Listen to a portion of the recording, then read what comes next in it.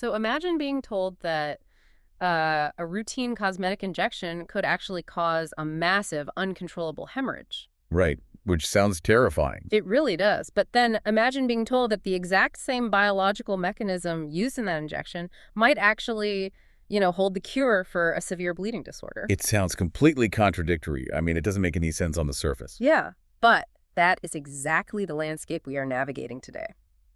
Welcome to this deep dive. Today, we have a very specific, highly complex mission for you, the listener.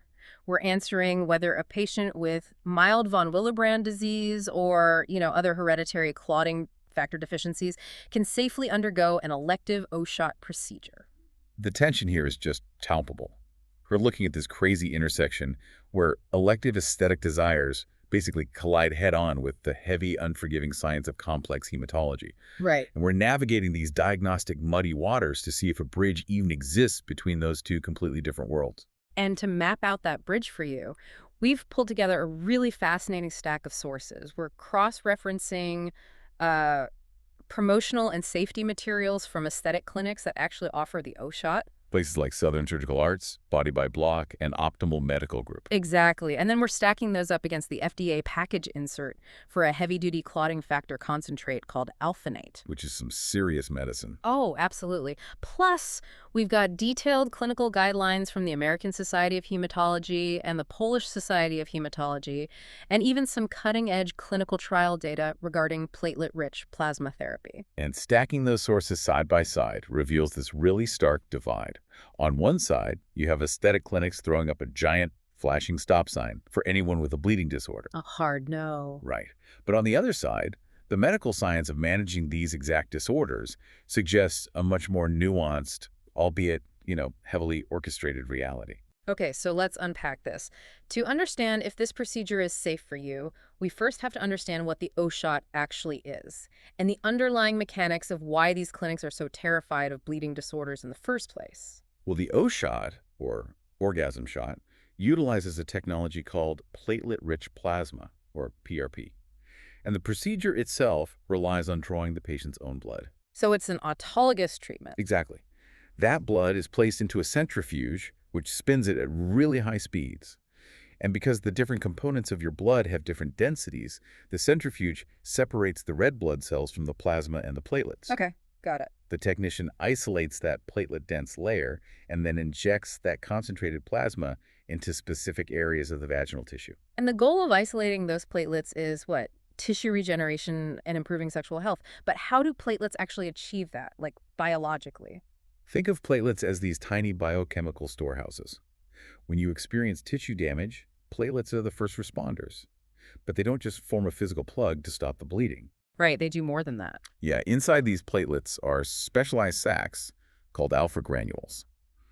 Once activated, they release this massive cascade of regulatory signals and growth factors that essentially command the surrounding tissue to build new blood vessels, produce collagen, and regenerate. Oh, wow. So the O-shot attempts to artificially trigger and, harness that localized healing response in a really concentrated way. That's the exact idea. Which sounds incredible in theory, but reading through the patient guidelines from these aesthetic clinics, you hit a brick wall if your blood doesn't behave normally. Right. They do not mess around with that. No, they really don't. Body by Block in Chicago, Optimal Medical Group in California, Southern Surgical Arts. Every single one explicitly lists a history of severe bleeding disorders or the use of blood thinners as a strict contraindication. Yeah, you cannot get past the front desk. Exactly. It's like a roller coaster height requirement. Yeah. But why? Well, the clinics are drawing a hard line because the physiological risks are immense.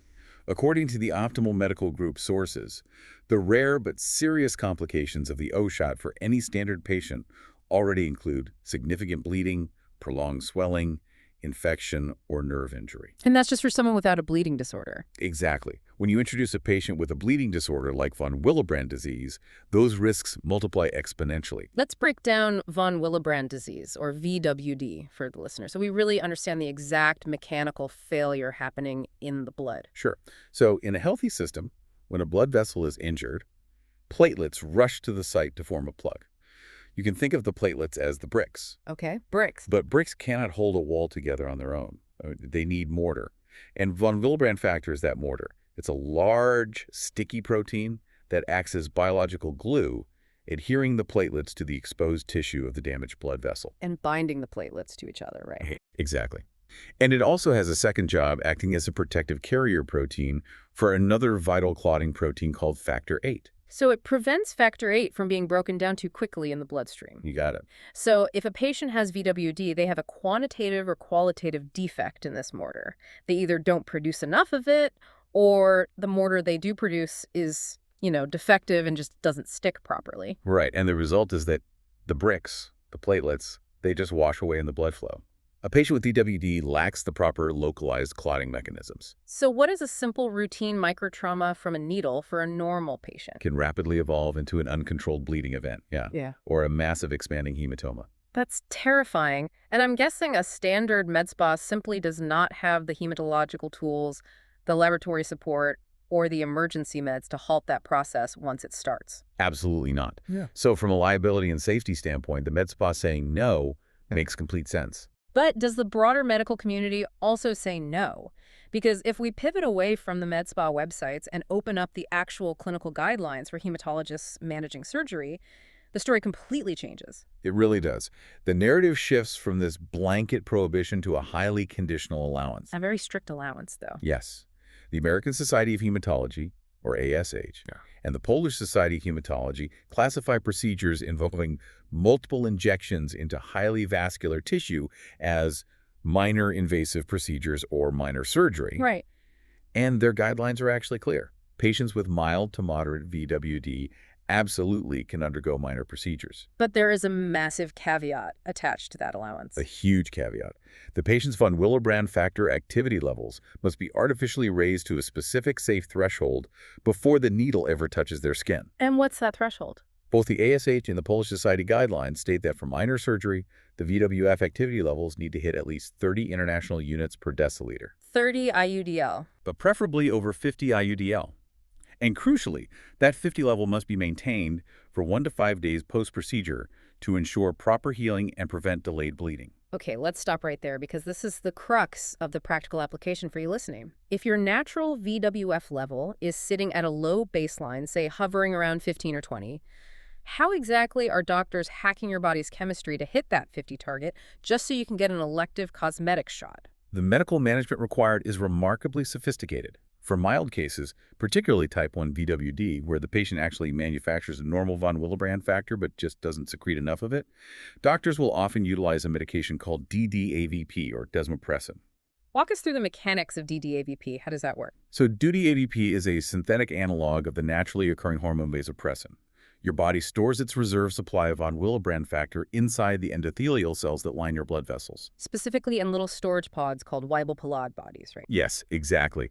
When DDAVP is administered, either intravenously, subcutaneously, or as a highly concentrated nasal spray, it acts as a chemical master key. Okay. It unlocks those endothelial cells and forces them to immediately dump their entire stored reserve of von Willebrand factor directly into the circulation. Wow. It is exactly like squeezing a sponge that is full of this clotting mortar. You're chemically forcing the body to wring out its emergency stash into the bloodstream all at once. That analogy captures the mechanism perfectly, yeah. For many type 1 patients, that forceful squeeze is enough to temporarily spike their levels well over that 50 IUDL threshold. And the Polish guidelines explicitly note that for minor bleeding or minor procedures, DDAVP is often the first line of defense. It is. But squeezing that sponge has major systemic consequences.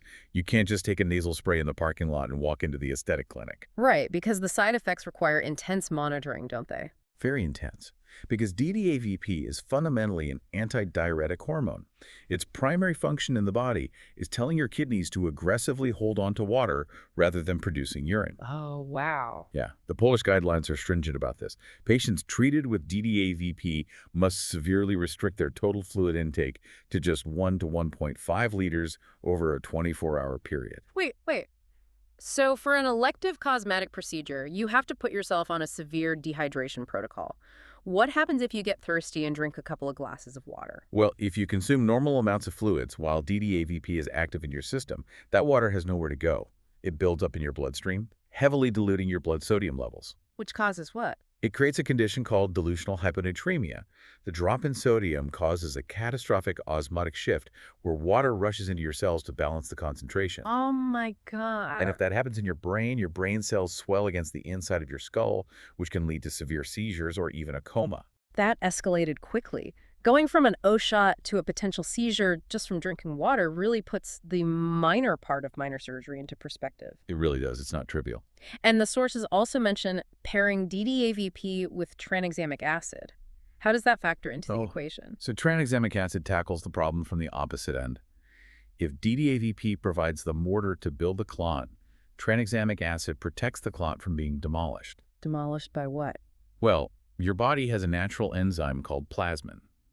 Its entire job is to slice through the fibrin netting of a blood clot to dissolve it once the vessel is healed.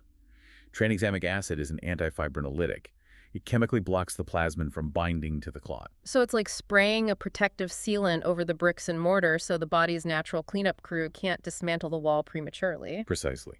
The ASH guidelines suggest that for minor invasive procedures, combining the rapid release of DDAVP with the protective sealing of tranexamic acid is a highly effective strategy. Especially for managing the procedure and that crucial 1 to 5 days of healing afterward. But what if squeezing the sponge isn't an option?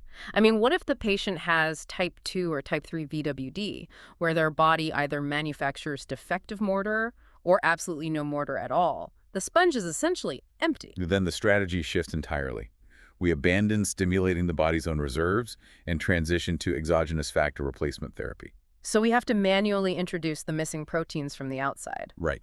Which brings us to the FDA prescribing information for a drug called alphanate.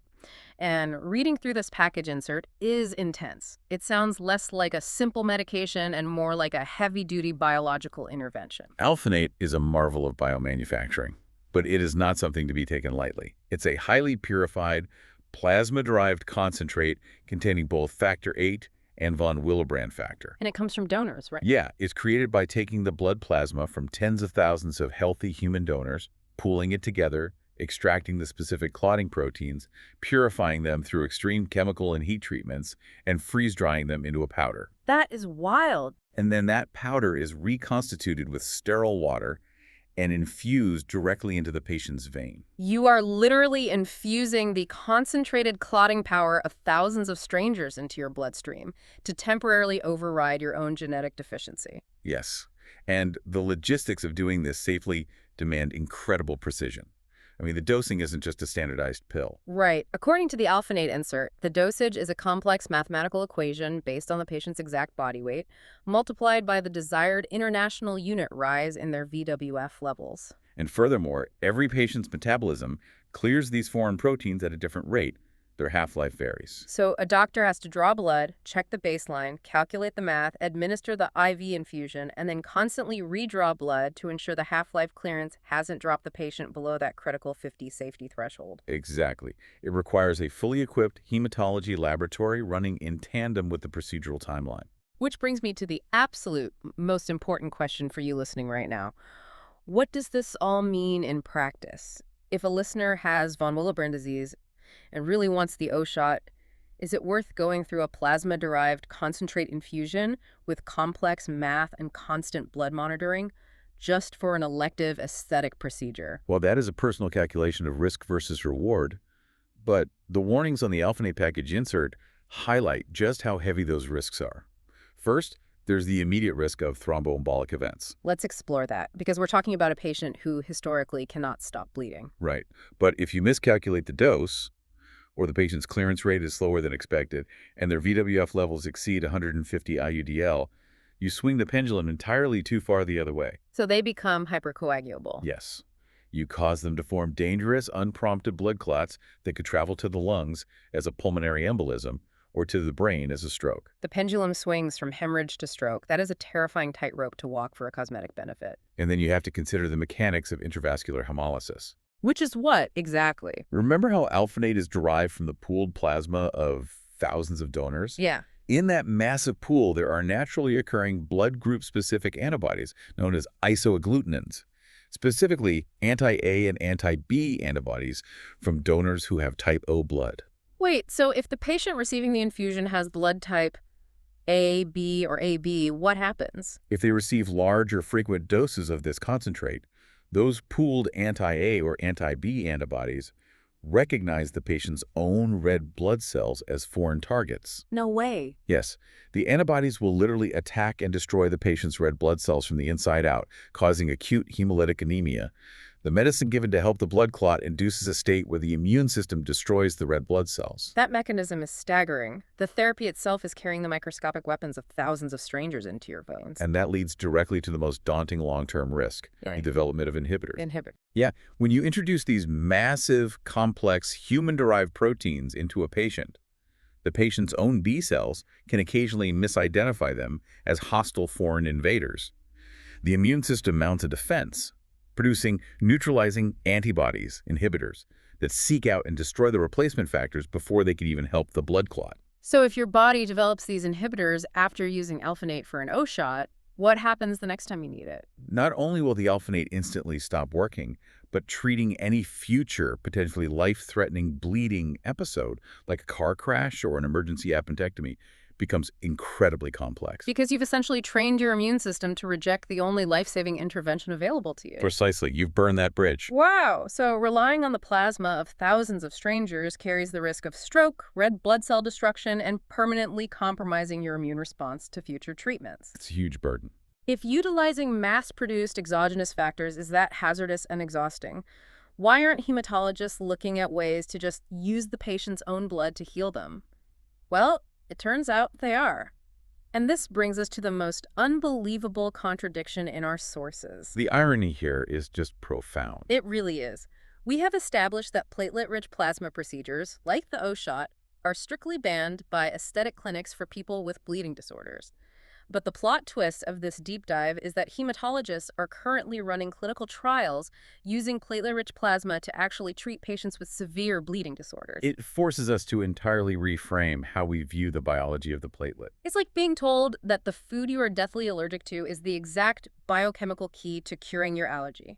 I mean, how does the exact treatment banned by plastic surgeons become a therapeutic weapon for hematologists? To understand this paradox, we have to separate the biological material from the mechanical process of the injection. Okay, lay it out for us. We established earlier that platelets are biochemical storehouses containing alpha granules. Those granules don't just hold growth factors for tissue repair. In healthy individuals, they also store von Willebrand factor. But in a patient with VWD, their overall plasma is deficient in that mortar. True. But the platelets themselves still serve as vital concentrated carriers for whatever functional VWF the patient does possess. Ah, I see where this is going. Right. The working theory driving these new treatments is that by utilizing PRP, you are extracting a massive concentrated dose of the patient's own platelets and placing them precisely where healing is needed. Because the platelet concentration is astronomically higher than in normal circulating blood. Exactly. So the localized burst of VWF released upon injection might be sufficient to manage the microtrauma and initiate healing, completely bypassing the systemic deficiency in the general bloodstream. That is a phenomenal biological workaround, and we have sources here pointing to active, ongoing clinical trials testing exactly this. Let's look at clinical trial. NCT 0654368. What is the objective there? This trial is investigating the use of low-cost platelet-rich plasma injections to treat a devastating condition called hemarthropathy. Which affects the joints, right? Yes. In patients with severe bleeding disorders, particularly hemophilia, the lack of clotting factors leads to chronic, unprompted bleeding directly into the enclosed spaces of their joints, their knees, their ankles, their elbows. Ouch. The blood pools in the joint capsule, and the iron from the degrading red blood cells aggressively destroys the cartilage and joint tissue. It causes immense pain and severe loss of mobility. And historically, the only way to manage those joint bleeds was relying on those expensive heavy artillery factor concentrates like alphanate. Exactly. But this trial explores injecting autologous PRP directly into those actively degrading joints. Using their own blood. Yes. The growth factors and anti-inflammatory cytokines released by the concentrated platelets are hypothesized to accelerate the repair of the damaged cartilage, reduce the localized inflammation, and potentially halt the cycle of bleeding. All while utilizing only the patient's own biology, without requiring a single drop of systemic exogenous factor concentrate. That's the hope. So, If PRP is this incredible localized healing agent that might actually repair the damage caused by bleeding disorders, how do we resolve the core paradox? I mean, why is the O shot still a hard no at the med spa? Well, the tension isn't just about med spa liability, it's a fundamental clash of medical environments. The issue with the O-shot isn't the platelet-rich plasma itself. The PRP is a potent autologous healing agent. Okay, so what's the danger? The danger lies entirely in the trauma of the injection process occurring in a non-hematological setting. Ah, the biological agent is safe, but the environment is flying blind. Exactly. When a hematologist uses PRP to treat a hemophilic joint, it's a highly controlled medical event. They've meticulously assessed the patient's baseline coagulation. They have emergency protocols and intravenous factors on standby. They're ready for anything. Right, and they are managing the microtrauma of the needle with a comprehensive understanding of the patient's systemic disease. Contrast that with a patient walking into an aesthetic clinic for an O-shot. The technician is performing multiple blind injections into highly sensitive vascular tissue on a hypocoagulable patient. Yeah, they don't have alphanate in the fridge, they aren't calculating half-life clearance rates, they aren't monitoring fluid intake for dilutional hyponatremia. And they certainly aren't running hematocrit levels to check for acute hemolysis. Exactly. Yeah. In the hands of a hematologist operating within a clinical safety net, PRP is a groundbreaking therapeutic tool. But in the hands of a med spa technician operating in a strip mall on a patient with uncontrolled von Willebrand disease, well, it's an unmitigated bleeding hazard. That distinction perfectly synthesizes everything we've covered today. So, to answer the core mission of our deep dive, can a patient with mild von Willebrand disease or a hereditary clotting factor deficiency safely get an O-shot? Physiologically, yes, it is possible. But practically, it requires a monumental logistical effort to artificially normalize the patient's blood prior to the procedure. You cannot just book an appointment and walk in. No. You have to bridge two distinctly different medical realms. You need your hematologist to directly coordinate with a specialist willing to perform the procedure. You have to endure serious pharmacological intervention, either chemically forcing your endothelial cells to dump their reserves with DDAVP while severely restricting your water intake to avoid brain swelling, Right. or undergoing intravenous factor replacement with a drug like alphanate, accepting all the heavy systemic risks of stroke, hemolysis, and immune system inhibitors. It's a lot to take on. You must manually orchestrate your blood chemistry, maintain that fragile state for up to 5 days, and only then can you safely endure the localized trauma of the cosmetic injections. It really transforms what is marketed as a quick, elective outpatient procedure into a highly orchestrated, multi-day medical gauntlet. Which brings us to the end of our deep dive today. We have journeyed from the glossy brochures of aesthetic clinics to the dense, sobering warnings of FDA package inserts, and finally arrived at the cutting-edge paradox of clinical trials utilizing our own blood to heal our own genetic deficits. It really forces us to look beyond the immediate contraindications and consider the broader trajectory of how we treat systemic disease. And that leads to a fascinating thought for you to mull over as we wrap up.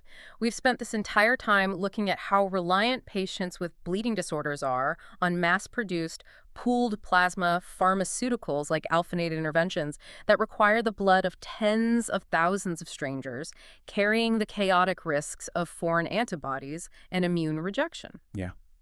But if clinical trials prove that concentrating a patient's own platelets can successfully treat something as severe as hemorrhagiopathy, are we looking at the beginning of the end for the one-size-fits-all donor pool? Will the future of complex medical management abandon exogenous pharmaceuticals entirely in favor of highly individualized autologous treatments where the cure for our genetic deficiencies is simply found by manipulating our own biology? It's a pretty incredible possibility to think about. It really is. Thank you for joining us on this deep dive. Keep questioning the consensus, keep looking past the stop signs, and we will catch you next time.